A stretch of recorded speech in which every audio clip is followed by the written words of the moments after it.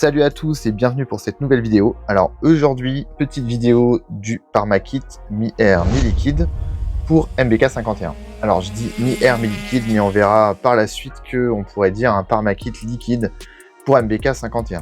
C'est en fait le même cylindre que le diamètre 50 mm refroidissement par air qu'on avait déjà présenté sur la chaîne, mais avec une adaptation d'une culasse liquide. Tellement dire beaucoup moins de détails aujourd'hui sur ce cylindre. La raison, elle est vraiment très simple, c'est que il y a beaucoup de choses qui sont clairement reprises du modèle AR. D'ailleurs, je vous ai déjà sorti un modèle AR à côté, parce que clairement, c'est le même cylindre qui est usiné. On peut le voir ici.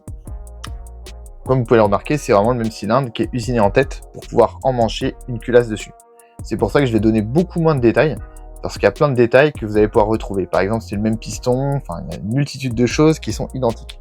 Cependant, je tiens quand même à m'excuser parce que normalement, je ne devais pas faire cette vidéo. En fait, j'étais en train de préparer plusieurs moteurs pour des clients en ParmaKit gros diamètre 50. Et ça m'a rappelé qu'on m'avait énormément demandé une vidéo sur le modèle refroidissement liquide.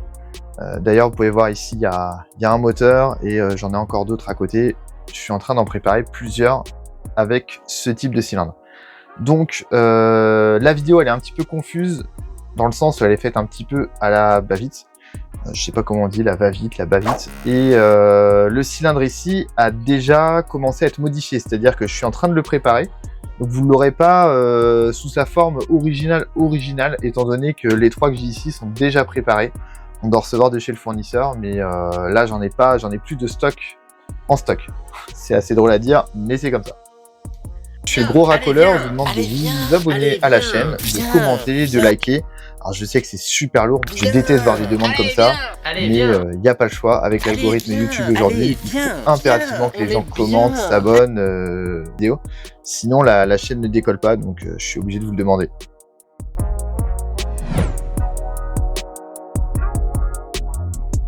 Alors voilà la bête en très gros. Aujourd'hui il n'y a pas de déballage puisque le cylindre est déjà en train d'être préparé pour être monté.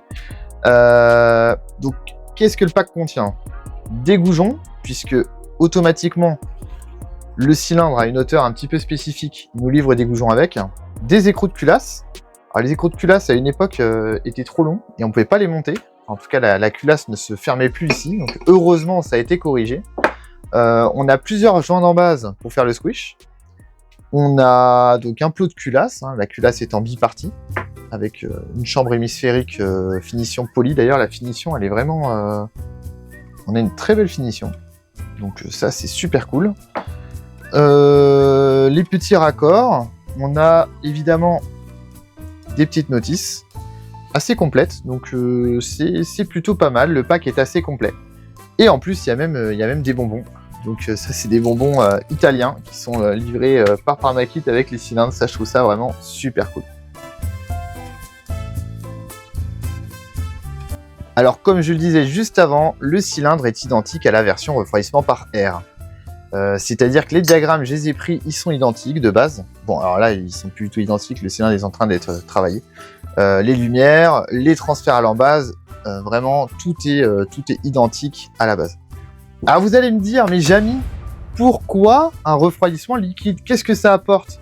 Parce que c'est bien beau de mettre une culasse rouge dessus, mais il n'y a aucun intérêt quoi. À vrai dire, si, il y a un réel intérêt entre un moteur à air et un moteur liquide. D'ailleurs, je vais le coiffer avec la petite culasse, ce sera quand même plus sympa. Voilà qui est mieux. Alors, quelle est la différence réelle entre un moteur refroidissement par air et refroidissement liquide? La réponse, elle est super simple. Le moteur refroidissement liquide est quand même complètement plus performant. On va pas rentrer dans les détails aujourd'hui, on va pas aller chercher des explications très poussées aujourd'hui, sinon la vidéo va encore faire 2h30.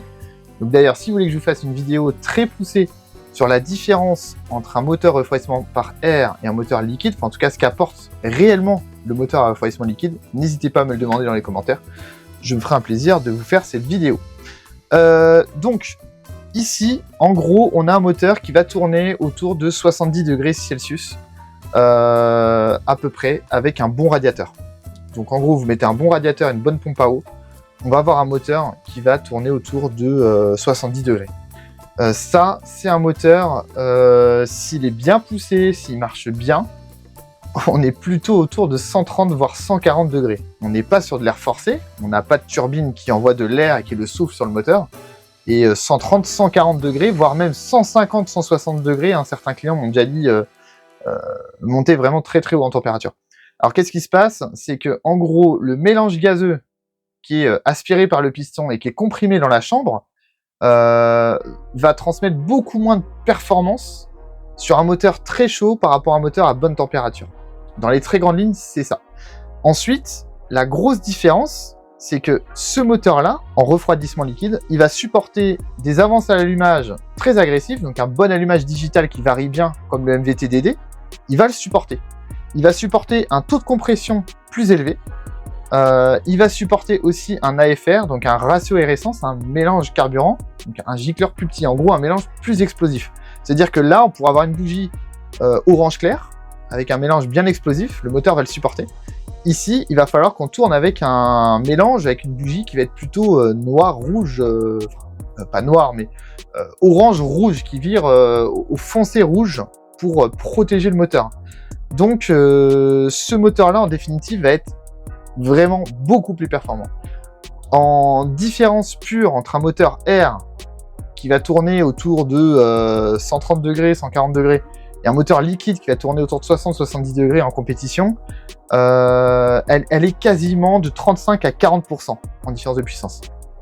D'ailleurs, tous ceux qui ont préparé des moteurs à air, qui ont préparé des machines, même des machines assez basse performance, ils ont tous remarqué qu'au début, le moteur, il a la santé, et dès qu'il prend pas mal de température, il a plus rien dans le sac, le moteur. Vous repartez à l'accélération, il y a moins de couple, moins de puissance, et c'est tout à fait normal. Les gens qui vont me dire « Ouais, mais c'est pas du tout un vrai refroidissement liquide, c'est n'importe quoi, tu sais pas de quoi tu parles. » Oui, alors d'accord, effectivement, hein, c'est un moteur à air qui est cuisiné avec une culasse liquide qui la coiffe dessus. Mais il faut savoir que 90% des calories de chaleur, elles sont extraites à la culasse. Donc de toute façon, en fait, le bas de cylindre, là, c'est pas... Il y a assez peu d'intérêt de le refroidir plus que ça. Hein. Le bas de cylindre est très bien refroidi par les ailettes de refroidissement. La majorité des calories de chaleur, de toute façon, elles partent dans la culasse. Donc il n'y a pas d'intérêt. On parle en physique pure, la conductivité thermique va très très bien transmettre la température. Et il y a assez peu de raisons d'aller mettre le liquide jusqu'en bas. Sauf que les constructeurs en général le font. C'est plus simple de faire une simple boîte. On va pas aller s'emmerder à aller faire des ailettes s'il n'y en a pas dans le moule.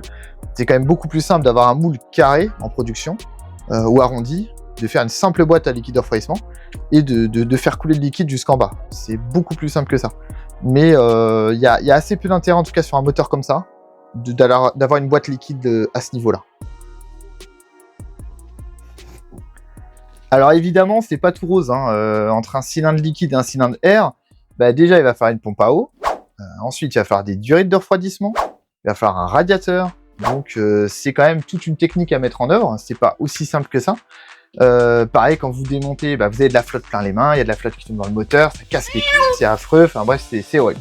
Donc je ne dis pas qu'il n'y a que des avantages à avoir un moteur liquide, c'est quand même beaucoup plus complexe quand on veut bricoler dessus, quand on veut faire de la mécanique, quand on veut faire des choses, et c'est quand même plus coûteux et complexe à mettre en œuvre.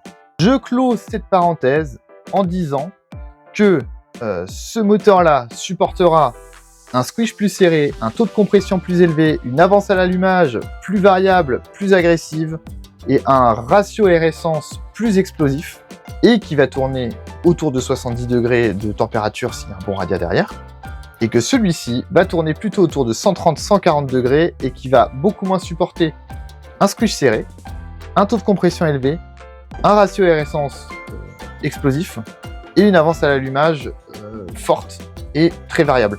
Donc celui-ci, on va faire très attention, on va le modérer davantage.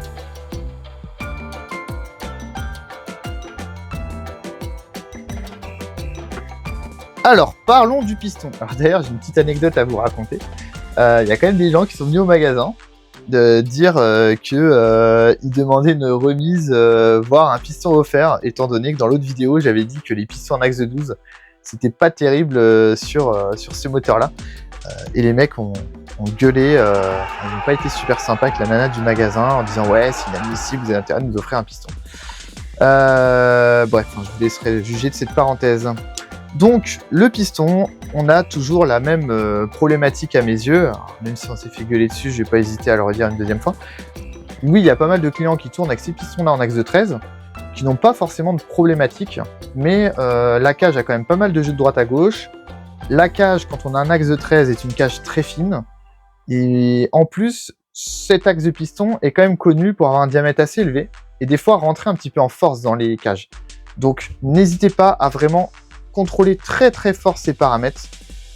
Si vous voulez fiabiliser un petit peu votre montage, n'hésitez pas à passer, comme je le disais sur l'autre vidéo, sur un piston Italkit pour Maxi Kit TPR 86 ou pour Kit 80 TPR de moteur Minarelli AM6. Référez-vous de toute façon à l'autre vidéo parce que c'est le même piston. Donc même piston, même problématique, même chose. D'ailleurs, pistons qui sont quand même très serrés dans les alaisages, dans les cylindres. L'appairage est quand même un peu serré. Donc n'hésitez pas quand même à faire des bons rodages sur ces cylindres-là.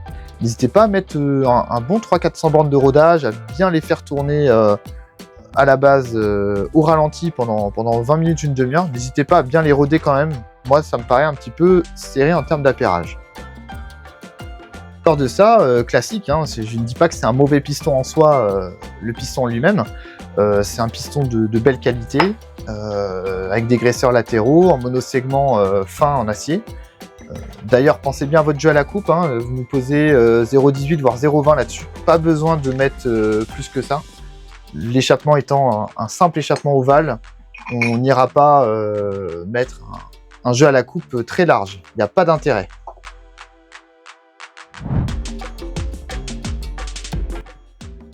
Parlons du cylindre et des diagrammes. Alors ici, sans surprise, on dispose des diagrammes quasiment identiques au refroidissement par air, c'est-à-dire qu'on aura juste des différences de série, mais on aura des diagrammes assez identiques. C'est-à-dire qu'on a 171 degrés à l'admission, à l'échappement, pardon. C'est-à-dire qu'on a 171 degrés à l'échappement et on a autour de 119 degrés à l'admission. Donc c'est des diagrammes qui vont clairement viser le couple de base. Par contre, vous pouvez tout à fait rester dans un beau croisement et augmenter votre lumière d'échappement. Vous pouvez l'augmenter à 180 degrés. Et là, vous allez avoir un moteur nettement plus performant à haut régime. Vous avez bien libéré le haut régime. Mais en tout cas, voilà, de base, on est quand même sur des diagrammes assez bas. Et de toute façon, si vous regardez bien l'architecture d'origine du cylindre, vous pouvez voir que pour un 80, c'est super fermé. Il n'y a pas de remplissage en fait. C'est-à-dire qu'on voit que c'est un moteur qui a été construit pour tourner sur du carter d'origine avec du carburateur pas très gros et de l'échappement assez limité. Et moi, vous voyez, selon tous mes essais que j'ai pu faire, en général, je viens les aligner tout simplement au carter Polini et ça va vous libérer le transfert arrière. Et d'ailleurs, vous verrez si vous le faites que, en fait, derrière là, on a vraiment une cloison et derrière, c'est bien ouvert dans le conduit. Donc vous pouvez sans problème venir l'aligner. C'est un petit peu comme si le cylindre de base avait été construit, le noyau de base avait été construit comme un noyau assez course, c'est un noyau racing, mais l'embase avait été remise avec une embase d'origine. C'est assez bizarre, mais donc en clair, quand on veut libérer les chevaux, de toute façon il faut mettre du remplissage, hein, c'est un 80 cm3, n'ayez pas peur de réduire la pression pour les préparateurs.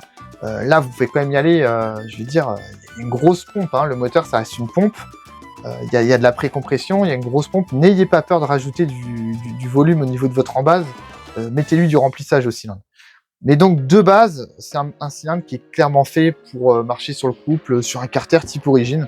Comme les petits carters Parmakit, là, qu'ils ont sorti en fût de 54. Donc d'ailleurs, souvenez-vous aussi que ce cylindre-là a besoin, vos carters auront besoin d'un usinage dans le fût pour pouvoir le monter. Il ne se montera pas de base. Il faudra l'usiner. Ou alors vous achetez les carters Parmakit diamètre 54 qui sont prévus à cet effet. Ou alors vous usinez des petits carters comme ça en Polini. Et puis regardez comme c'est satisfaisant. Voilà. Là c'est impeccable. Donc vous pouvez les monter sur un carter Polini, il n'y a pas de souci. C'est à vous de voir. Je sais que la majorité des gens s'en fichent complètement de parler de look avec une pièce mécanique. Mais bon, perso, moi j'aime bien avoir des beaux moteurs, ça me plaît bien. Et bah, y a quand même pas à dire, ça c'est quand même super sympa. C'est vraiment un ovni le truc, c'est une étrangeté. Alors c'est vrai que vous voyez par exemple un moteur comme ça, bon bah, c'est très joli hein, avec un gros carbu et tout, mais ça reste en somme très classique. Ici là on a vraiment un moteur qui est très spécial, qui donne un look vraiment appréciable. En tout cas, moi perso, je valide complètement cette petite boîte. En plus, les usinages sont vraiment propres, l'anodisation elle est très belle. On voit qu'il y a des traces de fraisage. Alors moi j'aime bien quand c'est un peu brut comme ça. On les sent pas au doigt, mais c'est voilà, c'est du fraisage un petit peu brut. Et c'est vraiment, pour moi, une très très belle pièce. Et c'est une pièce que j'adore admirer. C'est une pièce en fait que j'ai envie d'avoir sur une étagère ou monter sur une de mes machines. Alors je sais pas ce que vous en pensez. Bah, dites-moi en commentaire si vous trouvez ça extrêmement laid ou si vous aimez bien. Alors d'ailleurs, petite parenthèse sur le cylindre. On a toujours évidemment cette fixation qui peut faire Peugeot ou MBK. Donc soit du 32 fileté, soit du bris de Peugeot. Ça, je trouve ça quand même super cool pour pouvoir sauver ses cylindres quand on les pique à cet endroit-là. Et on peut repartir sur une rotule de Peugeot. Je trouve ça quand même super sympa. Tous ceux qui l'ont testé le disent, c'est vraiment un cylindre qui marche fort. Et comme je vous disais tout à l'heure, en fait, quand on voit les diags, quand on voit les canaux, etc., ben ouais, c'est quand même bien libéré, mais c'est bridé à l'embase. Donc on n'en a pas parlé parce qu'on avait déjà parlé du R dans l'autre vidéo. Je refais un petit point quand même basique. Donc on est sur un cylindre diamètre 50, 82 cm3, traitement Nicasil, donc c'est de l'aluminium de très bonne qualité avec un bon traitement Nica.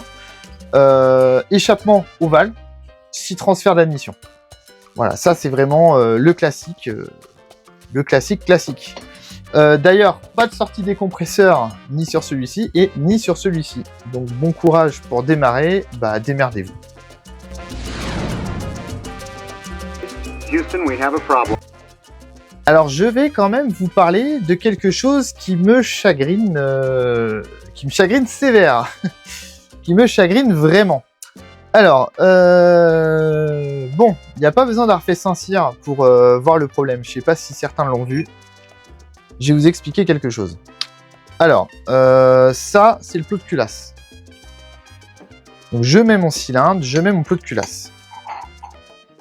Jusqu'ici, tout va bien. Ça, c'est mon couvre-culasse. Le couvre-culasse, il vient se mettre là-dessus. Et je vais vous montrer avec quoi il tient, le couvre-culasse. Il tient avec 4 vis comme ça. D'accord? Donc de la vis M5 qui rentre sur 6 mm de profondeur.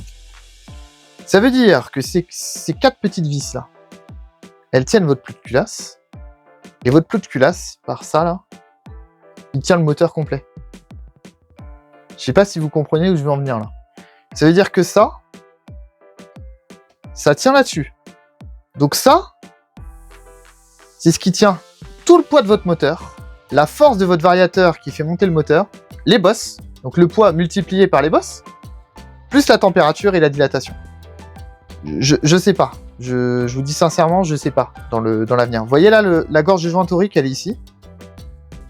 En plus, le plot là, il n'a pas de deck, ça veut dire qu'il rentre pas dans le cylindre, on n'a pas un plot entrant. Ça veut dire que tout tient par ça là. Et je sais pas si à un moment donné, vous avez vu, je fais super bien les bosses avec le poids. À un moment donné, j'ai peur quand même que ça commence à se tordre.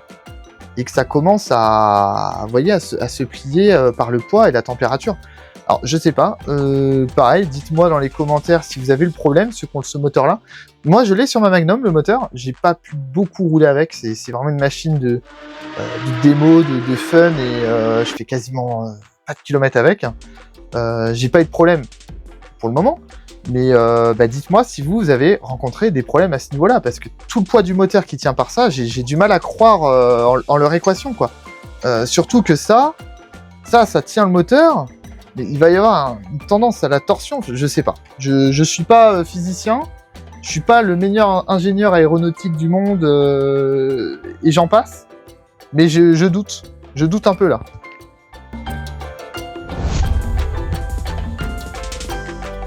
Alors on a parlé de la conception de la culasse par rapport à la fixation. On n'a pas parlé de la culasse en détail. Donc c'est une culasse à plot pour avoir le meilleur refroidissement possible. Clairement votre liquide tombe ici, vient vraiment refroidir au maximum votre culasse. Donc la transmission de température se fait via le plot.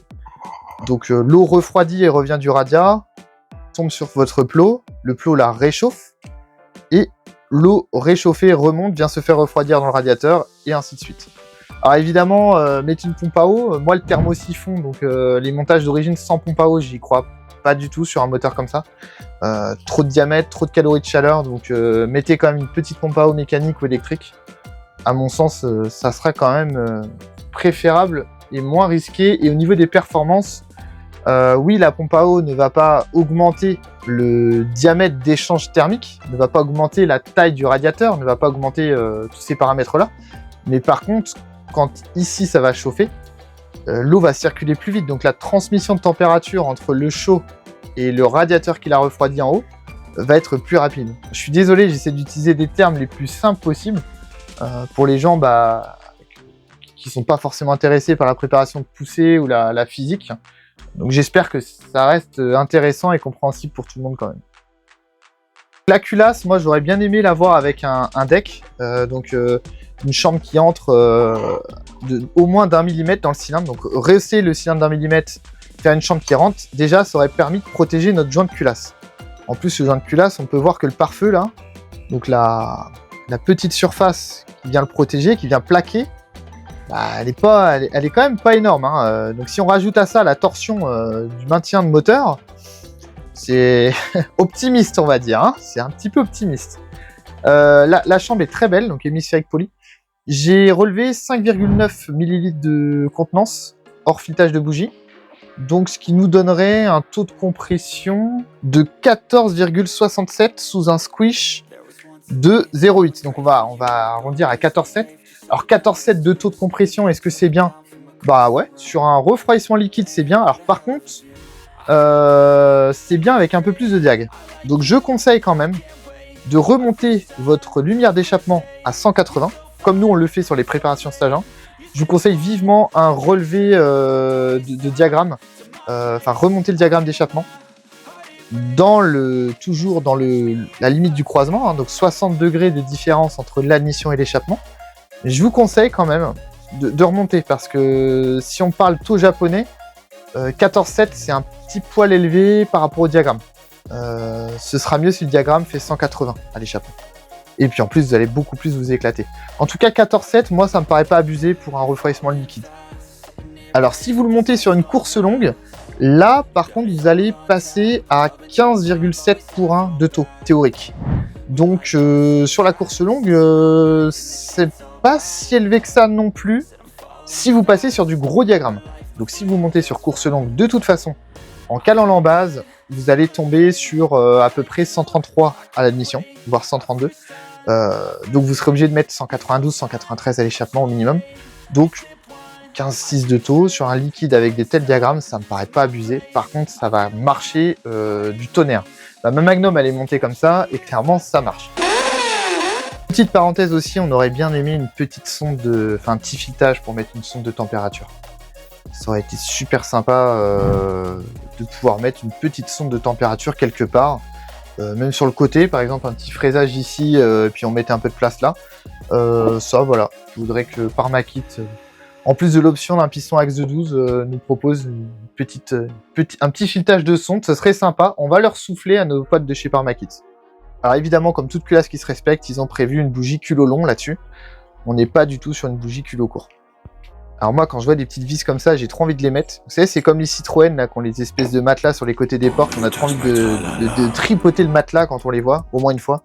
Eh bien, je vais les monter pour ceux qui ont envie de les voir monter. Voilà. Et je l'installe là.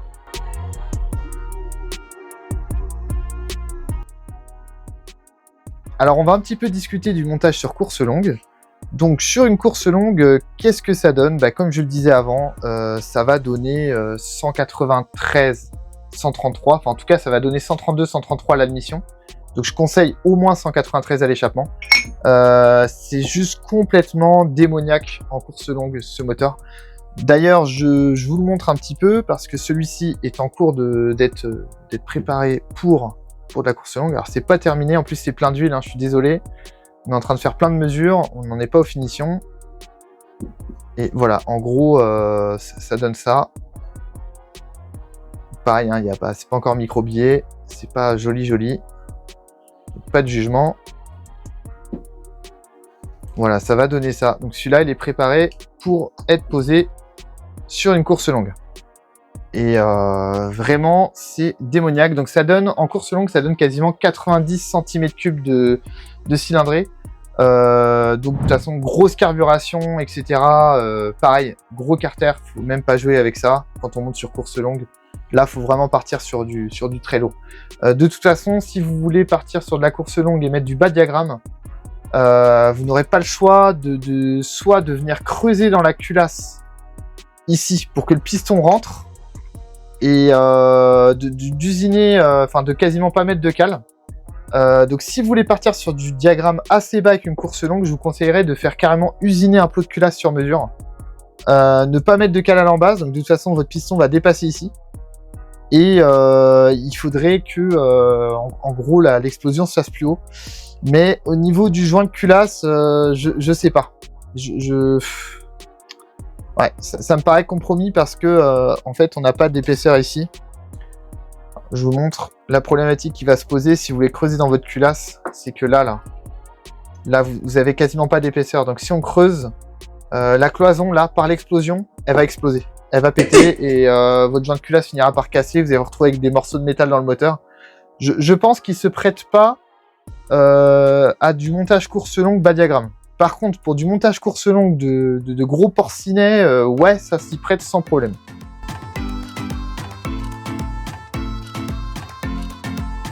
Niveau squish, moi je vous conseille à peu près entre 0,7 et 0,9 de squish. C'est très très bien pour avoir un moteur bien efficient en liquide. Ça me paraît être le top. Et en termes de couple de serrage, tout vous est indiqué de toute façon dans la notice. Vous avez pas mal d'indications dans les notices. Moi en général, ici je pose 13 newtons, voire 12 newtons. Pour les petites vis de couvre-culasse, attention, là, faut vraiment serrer modérément. Je conseille même pas un serrage au couple, vous pouvez le serrer à la main, il n'y a pas de souci pour celle-ci. Mais serrez modéré parce que n'allez pas nous tordre le plot ou faire je sais pas quoi. Donc moi je dirais loctite là-dessus. Loctite et serré modéré pour vraiment plaquer et montage à la pâte à joint ici. Donc pareil, toujours de la bonne pâte à joint, on est quand même sur un cylindre, ça chauffe, ça se dilate. Donc Athena Athesil, je suis désolé, elle est dégueulasse ma pâte, mais au moins vous voyez que je m'en sers, hein. C'est vraiment pas pour vous la vendre, j'utilise que ça. Et en plus elle est grise en couleur, donc c'est vraiment pratique. Donc un petit peu d'Athesil autour, et vous montez le couvre à la pâte. Alors oui, je sais, c'est un torique, normalement ça se monte pas à la pâte. Mais là je dirais quand même torique plus pâte. On va faire une petite exception, torique plus pâte sur un montage comme ça.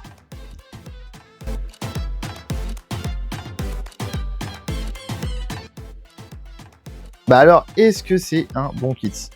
Je dirais que oui, complètement, c'est un bon kit. Je dirais que de base, c'est un cylindre qui vise le couple, comme on l'a expliqué tout à l'heure. C'est un cylindre qui est complètement fait pour être monté avec des carters type origine. Mais le noyau interne, l'architecture, les diagrammes en disent autrement. Donc c'est un cylindre qui est aussi complètement fait pour être libéré. Donc je vais vous proposer, on va dire, plusieurs conclusions.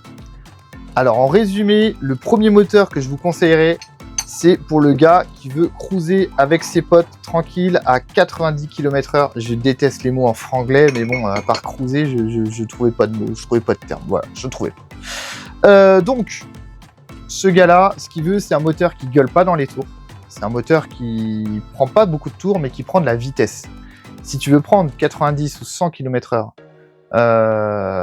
sans que ton moteur il gueule, sans trop consommer de carburant, avec un moteur relativement fiable, tu vas mettre un moteur comme ça sur des carters type origine comme les Parmakit.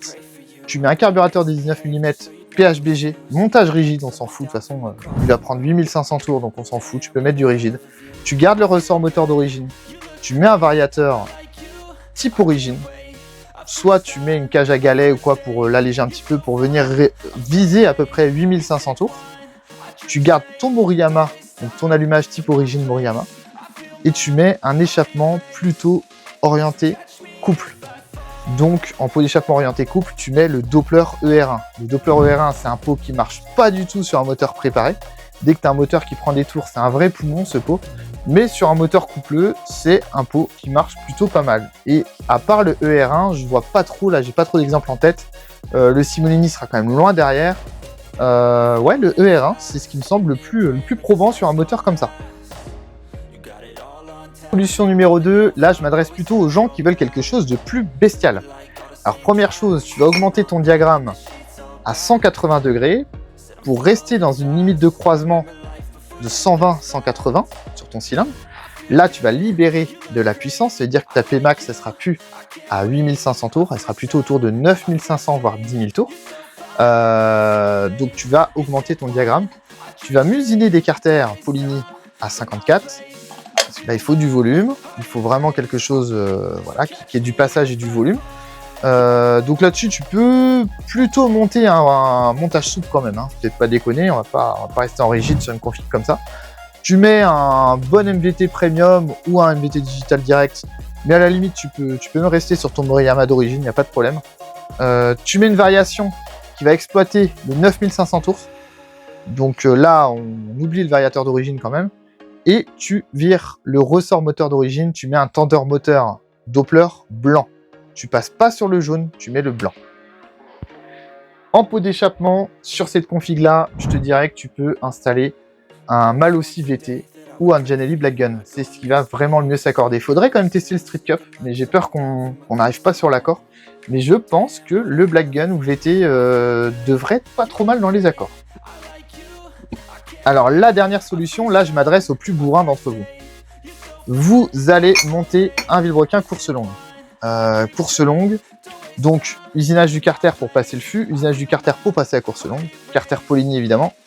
Vous montez votre course longue, ça va vous emmener à 90 cm3. Vous calez l'embase à 1 mm, pas plus.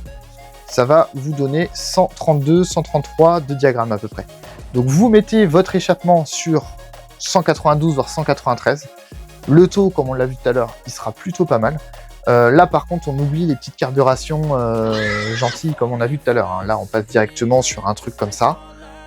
Donc, un vrai carbu. PWK 24, 26, 28. Moi, je passerai direct sur du PWK 26, de toute façon. Hein. Le 28, je suis pas forcément chaud. De toute façon, on est toujours bridé par les rotules d'échappement sur les mobs. C'est pas comme un méca boîte. Un méca boîte, on sort avec un petit tube en 32. Là, la rotule, déjà, en interne, elle fera jamais 32. Et on a quand même une bride. Bon, 28, ce sera vraiment le max sur un montage comme ça. Le CP 24 s'y prêtera bien aussi. Donc, montage souple, évidemment. MVT digital direct. Donc, un bon MVT bien variable. Parce que là, on va pouvoir extraire les calories.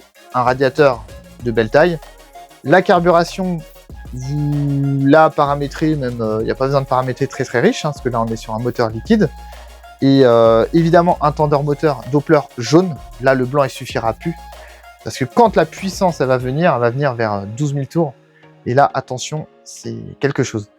Surtout qu'on a une très belle courbe de couple aussi avec un moteur comme ça. Alors évidemment, dans ce cas-là, hein, vous ouvrez bien comme il faut en bas pour que ça respire. Il faut quand même du remplissage sur un cylindre comme ça. C'est pas possible d'avoir une embase d'origine avec un moteur qui a des diagrammes comme ça et avec surtout une cylindrée comme ça.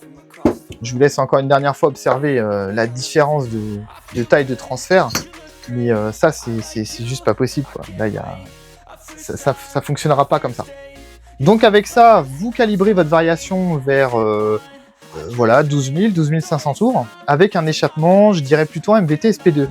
Alors je suis tout à fait d'accord, le MVT SP2 ce sera pas celui qui va le mieux s'accorder avec ça. De toute façon, un 90 cm3 de cylindrée, je veux dire, le SP2, c'est un pot qui a été développé sur des moteurs 50.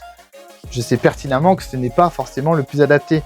Mais n'oubliez pas une chose, déjà le SP2, il a une rotule micrométrique, donc vous allez pouvoir allonger le pot pour aller chercher l'accord ou le raccourcir un petit peu. Et en termes de diag et en termes de régime de puissance, on n'est pas dans les choux à ce point non plus. C'est un pot qui allonge bien. Donc je dirais que sur un moteur perfos comme ça, celui qui est susceptible de vous donner le plus de perf, c'est quand même le MVT SP2. Ça, c'est clair et net. Hein. Bon, avec cette config, j'ai quand même un petit questionnement qui me turlupine. C'est quand même la durée de ces 4 vis qui maintiennent le moteur entier. Enfin, imaginez-vous le... Encore une fois, hein, sans déconner, imaginez-vous le poids là que je tiens ici. C'est quand même super lourd. Multiplié par les bosses, par la vitesse, les chocs, sachant qu'il y a de la température, et sachant qu'ici, c'est 4 petites vis qui maintiennent seulement l'ensemble. Donc là, c'est 4 grosses vis qui tiennent notre système bougeon, et là, c'est 4 toutes petites vis qui maintiennent l'ensemble. J'ai vraiment un doute là-dessus. Pour moi, là, il y a un problème, il y a un vrai problème ici. Je suis en train de réfléchir depuis tout à l'heure. Je pense personnellement que j'aurais modifié ce cylindre. Je pense que j'aurais rajouté au moins 4 points de fixation culasse cylindre pour que ce soit vraiment plaqué ensemble. Et j'aurais mis des plus petites fixations tout autour. Ou en tout cas plus de petites M5 autour. Mais il y a quelque chose, mais bon, après, je parle, mais je sais pas. J'ai pas eu de retour comme quoi il y a eu de casse à ce niveau-là. Et pourtant, on en a quand même vendu pas mal des cylindres comme ça. Et j'ai pas eu de retour. Donc je parle, mais je sais pas. Je sais pas. Voilà. Je vous laisse commenter, je vous laisse débattre de ça. Ça peut être très intéressant qu'on débatte ensemble sur ce sujet-là en commentaire. Voilà.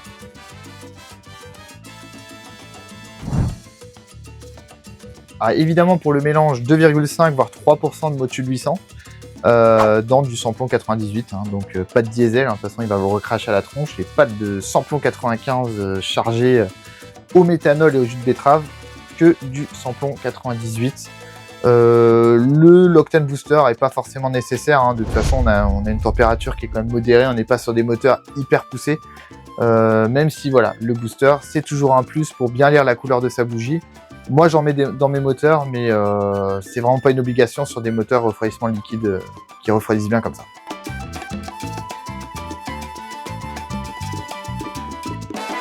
Ah bah, j'espère que cette vidéo vous a plu. Bon, alors je sais, il y a les ronchons qui vont dire de toute façon, c'est de la merde, c'est mal conçu, c'était fait que le les ingénieurs Parmakit qui savent pas faire des cylindres, nanana. Bon voilà, nous en fait on s'en fout, on n'est pas en compétition là, on n'est pas là pour rouler sur circuit. On est là pour se faire plaisir avec de la belle pièce, avec du moteur qui a du couple. Donc voilà, on n'est pas là pour faire les rabat-joie, faire les relous à essayer de chercher la petite bête. Moi, je trouve ça super cool que Parmakit fasse encore de la jolie pièce comme ça. Et heureusement qu'ils sont là, les gars. N'oubliez pas, ceux qui critiquent tout le temps Parmakit, qui passent leur temps à les tailler. Punaise, mais faites des marques. Parce à la place de critiquer tout le monde. Vous enlevez toutes les pièces Parmakit du marché. Les cylindres 51, les cylindres 103, les 46, les carters... donc les 46, les diamètres 50, etc. Bah c'est super dommage parce que c'est des Italiens, c'est des mecs qui ont une très très faible connaissance du Peugeot 103 et du MBK 51. C'est des gens à la base qui s'intéressent pas du tout à ces machines-là. Chez eux, il y a du Ciao, Piaggio Ciao, éventuellement un peu de Camino, mais alors du 103, du 51, il n'y en a pas quoi. Donc on a quand même une chance d'avoir des mecs comme ça qui s'intéressent à nous, qui s'intéressent à notre milieu, à notre petite pièce là. Et voilà, donc moi je leur suis en tout cas extrêmement reconnaissant de nous faire de la belle pièce. Et je suis sûr qu'ils feront évoluer leur pièce en plus, je suis sûr qu'ils vont sortir des jolies choses encore.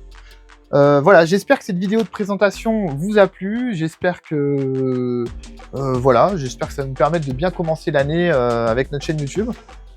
Soyez nombreux à commenter, à vous abonner, à partager la vidéo et à nous suivre. Merci encore. Allez, salut!